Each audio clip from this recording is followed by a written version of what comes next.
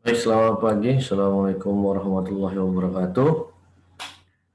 Pada pertemuan kali ini, saya menggunakan video record untuk memberikan materi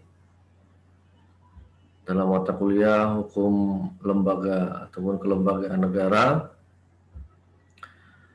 Kita masih melanjutkan untuk pertemuan yang lalu. Pada pertemuan sebelumnya kita membahas mengenai ada 4 lembaga negara, bagaimana kedudukan dan wewenangnya dalam sistem tata negara maupun peraturan perundang-undangan. Pada pertemuan yang lalu kita membahas mengenai Mahkamah Konstitusi, kemudian ada Komisi Yudisial, kemudian ada Badan Pemeriksa Keuangan, dan mengenai Komisi Pemilihan Umum, di mana keempat daripada lembaga negara tersebut diatur di dalam Undang-Undang Dasar 1945. Misalnya Mahkamah Konstitusi yang mengkaji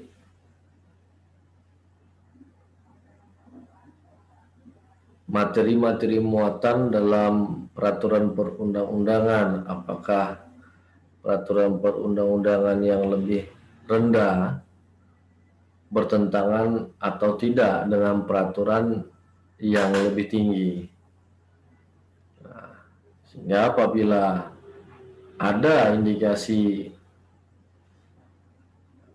ketidaksesuaian ataupun bertentangan dengan peraturan yang lebih tinggi, maka materi muatan ataupun pasal yang diuji materinya tersebut bisa dibatalkan oleh Mahkamah Konstitusi ataupun diubah yang tidak bertentangan dengan materi muatan yang tidak bertentangan dengan Undang-Undang Dasar 1945. Dan juga untuk Komisi Yudisial yang bertugas dalam hal memantau kinerja daripada aparatur sipil negara di dalam lingkungan Mahkamah Agung, baik itu hakim dan fungsionaris lainnya. Nah, sehingga dalam melaksanakan tugasnya, hakim harus tunduk kepada kode etik sumpah jabatan yang telah diucapkan sebelum menjadi seorang hakim. Nah, kemudian Badan Pemeriksa Keuangan yang merupakan, kalau dalam SEMA nomor 4 tahun 2016, bahwa BPK merupakan badan yang dapat mendeklar ada atau tidaknya kerugian keuangan negara. Nah, mendeklar dalam arti adalah menentukan, menetapkan, maka terjadinya penyelewengan di dalam penggunaan ataupun pengelolaan keuangan negara. Nah, pada pertemuan kali ini kita akan membahas mengenai pemerintahan daerah, di mana untuk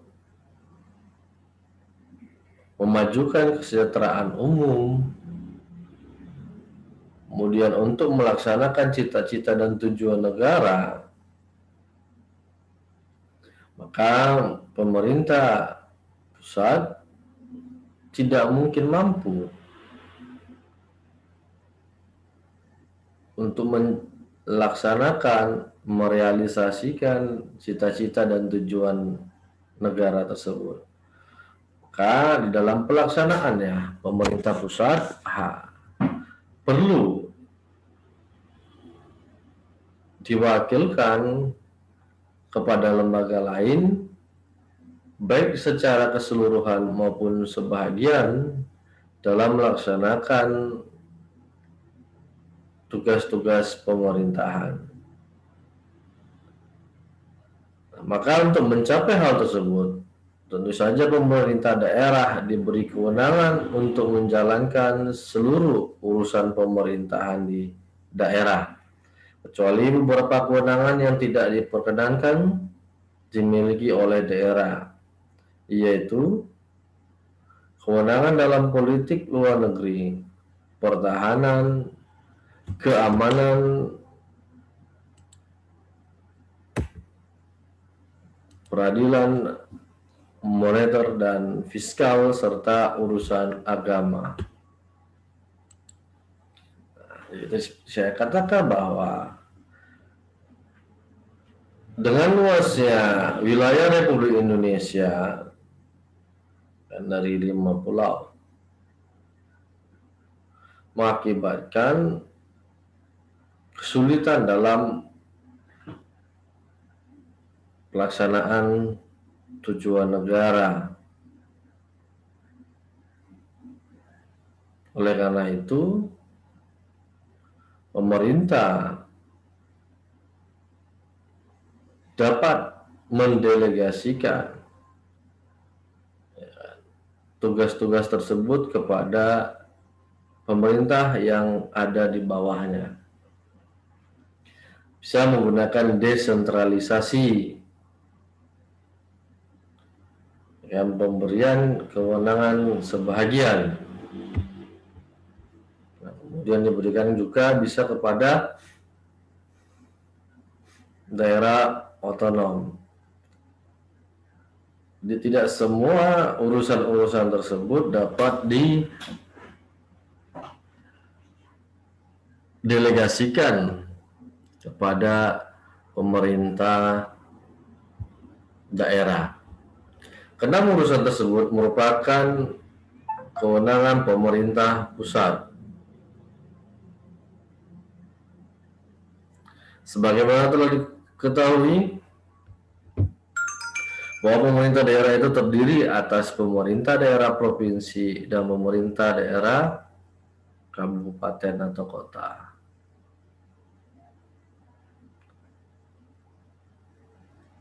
Berkaitan dengan urusan yang menjadi kewenangannya, Undang-Undang tentang pemerintahan daerah telah baik bagaimana diubah Undang-Undang 23 tahun 2015 tentang pemerintahan daerah telah mengklasifikasikan urusan pemerintahan daerah ke dalam urusan wajib dan urusan pilihan.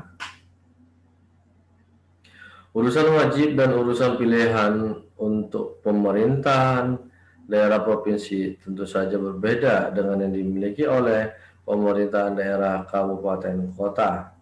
Hal ini dikarenakan ruang lingkup urusan pemerintahan daerah provinsi lebih luas dibandingkan dengan pemerintahan daerah kabupaten kota. Kalau ini kita lihat dengan luas wilayahnya ataupun dengan jumlah penduduk. Hal ini dikarenakan ruang lingkup urusan pemerintahan daerah provinsi lebih luas katanya. Jadi, karena dia menaungi beberapa kabupaten kota, sehingga kalau provinsi yang mengatur seluruh kegiatan ataupun urusan pemerintahan di seluruh desa-desa, kota-kota, atau kabupaten, maka juga tidak dapat maksimal dalam mencapai cita-cita bangsa. Maka harus ada juga pemerintahan di daerah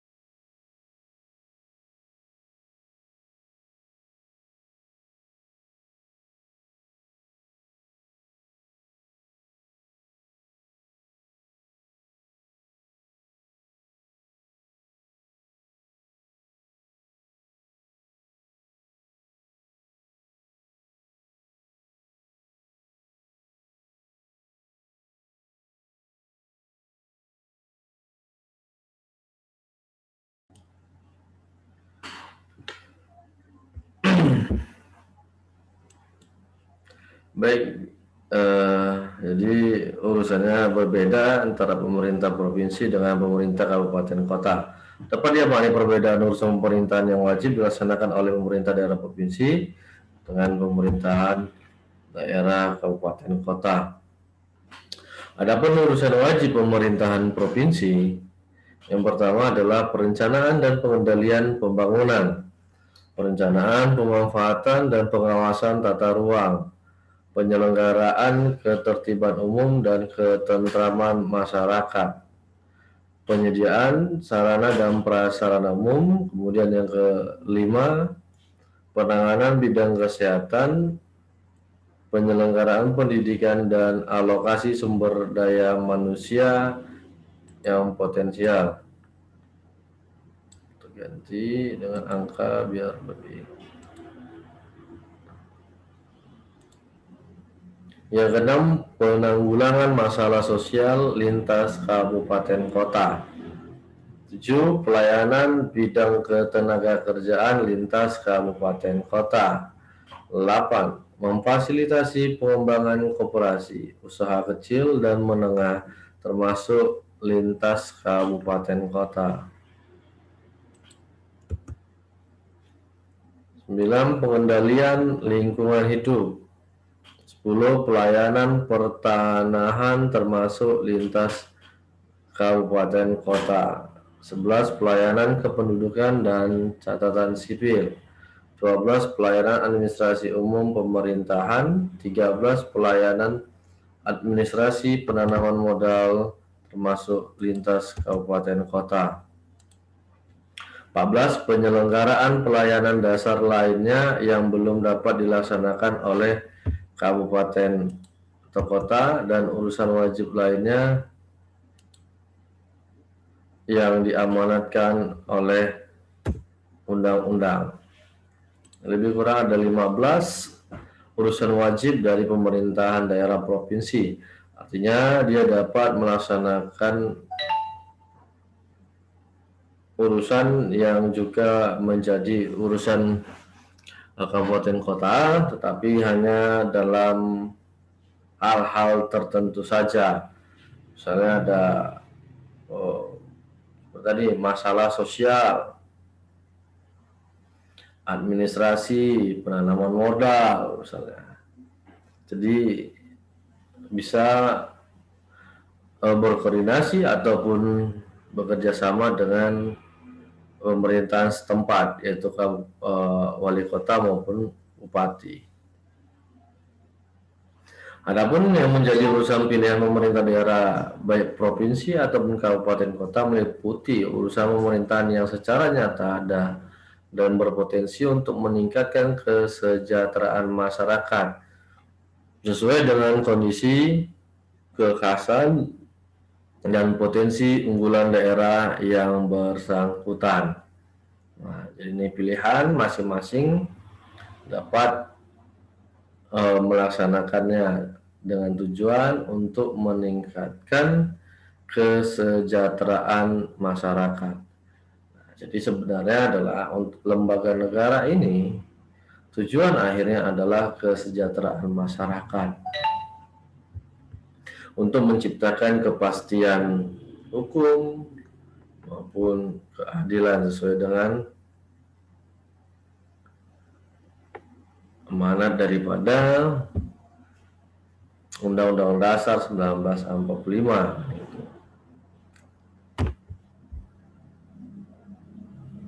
Nah, selain daripada lembaga-lembaga negara yang sudah kita bahas di pertemuan-pertemuan sebelumnya, ternyata ada lembaga negara yang membantu tugasnya lembaga negara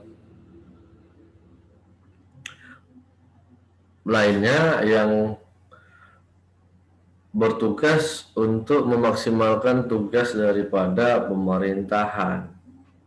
Nah, secara teoritis, lembaga negara bantu bermula dari kehendak negara untuk membuat lembaga negara baru, yang pengisian anggotanya diambil dari unsur non-negara, diberi otoritas negara, dan dibiayai oleh negara tanpa harus menjadi pegawai negara. Gagasan lembaga negara bantu sebenarnya berawal dari keinginan negara yang sebelumnya kuat ketika berhadapan dengan masyarakat, rela untuk memberikan kesempatan kepada masyarakat untuk mengawasi.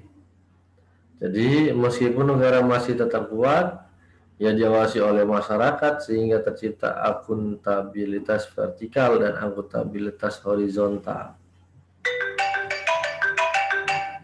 Munculnya lembaga negara bantu dimaksudkan pula untuk menjawab tuntutan masyarakat atas terciptanya prinsip-prinsip demokrasi dalam setiap penyelenggaraan pemerintahan melalui lembaga yang akuntabel, independen, serta dapat dipercaya.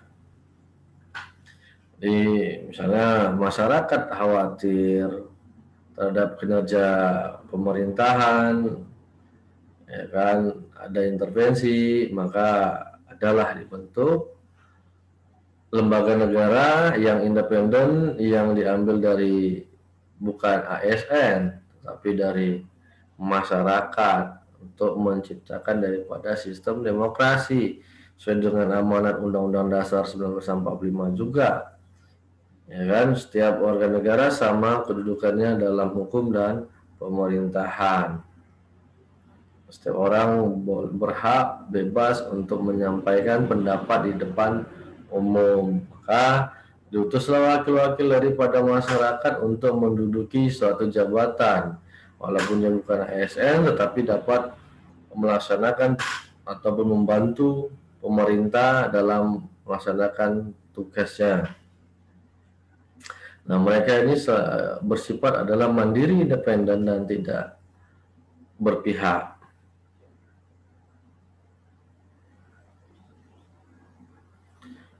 Sening, sebagaimana dikutip Auler dalam Constitutional and Administrative Law, menyebutkan 5 alasan utama yang melatar belakangi terbentuknya lembaga negara bantu dalam suatu pemerintahan, yaitu yang pertama adanya kebutuhan untuk menyediakan pelayanan budaya dan pelayanan yang bersifat personal yang diharapkan bebas dari risiko campur tangan politik. Adanya keinginan untuk mengatur pasar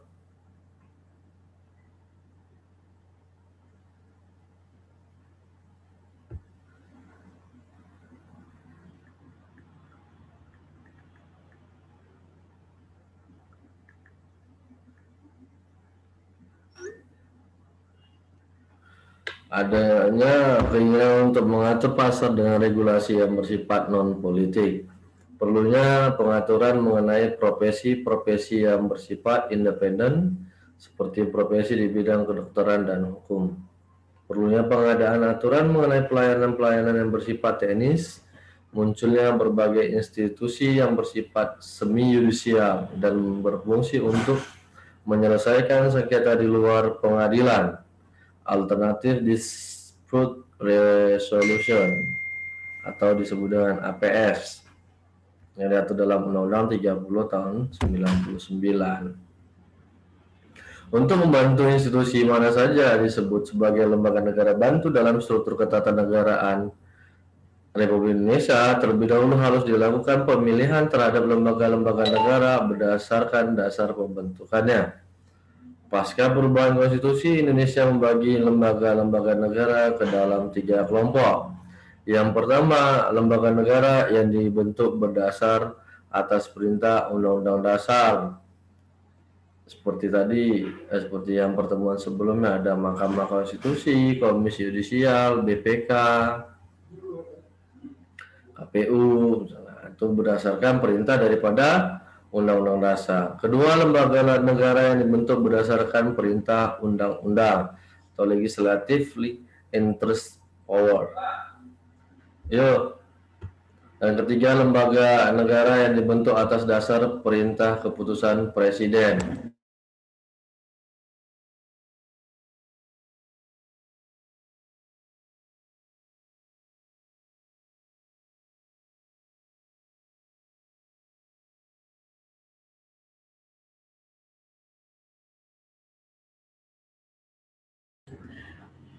Yang ketiga, lembaga negara yang dibentuk atas perintah keputusan presiden. Ada tiga kategori lembaga negara yang diatur di dalam konstitusi kita. Pertama, berdasarkan undang-undang, undang-undang dasar, yang keputusan undang, ketiga keputusan presiden seperti apa, Komnas, ya kan, untuk keputusan presiden. Nah, undang-undang seperti ada Kamar Dagang Industri, kemudian KPK, dan sebagainya. Berikutnya, berdasarkan catatan lembaga swadaya masyarakat Konsorsium Reformasi Hukum Nasional, paling tidak terdapat 10 lembaga negara yang dibentuk atas dasar perintah undang-undang. Lembaga negara tersebut adalah Komisi Nasional Hak Asasi Manusia, Komisi Pemberantasan Korupsi, Komisi Penyiaran Indonesia, Komisi Pengawas Persaingan Usaha, Komisi Kebenaran dan Rekonsiliasi, Komisi Nasional Perlindungan Anak Indonesia, Komisi Kepolisian Nasional, Komisi Kejaksaan, Dewan Pers, Dewan Pendidikan. Jumlah ini kemungkinan dapat bertambah atau berkurang mengingat lembaga negara dalam kelompok ini tidak bersifat permanen, melainkan tergantung pada kebutuhan negara. Misalnya KPK dibentuk karena dorongan kenyataan bahwa fungsi lembaga-lembaga yang sudah ada sebelumnya seperti kepolisian dan kejaksaan dianggap tidak maksimal atau tidak efektif dalam melakukan pemberantasan korupsi. Apabila kelak korupsi dapat diberantas dengan efektif oleh kepolisian dan kejaksaan, maka keberadaan KPK dapat ditinjau kembali. Jadi tidak selamanya dia sifatnya permanen. Jadi, sesuai dengan konstitusional ataupun kebutuhan, mengingat dalam percepatan pembangunan ataupun tujuan negara.